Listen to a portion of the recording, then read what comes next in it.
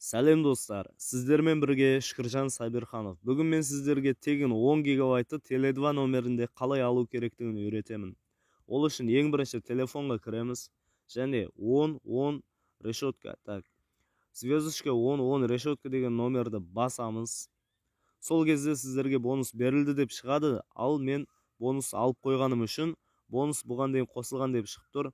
Сіздерге сосын SMS келеді, тура осындай: құттықтаймын, сізге 5 гигабайт сыйлыққа берілді деп. Мен қазір ғана алып қойдым, міне 8 минут болып тұр. Ал енді достар, кейінгі 5 гигабайт қалай аламыз?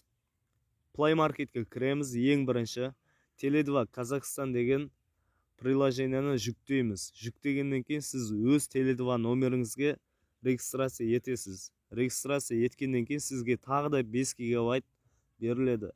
Міне достар, сіздерде уже 10 гигабайт бар. Егер осы видео сіздерге ұнаған болса, егер де бәрі рас болып, шын болса, осы видеоға комментариясына плюс қойып кетулеріңізді сұраймын. Ал ендеше қош сау болыңыздар достар.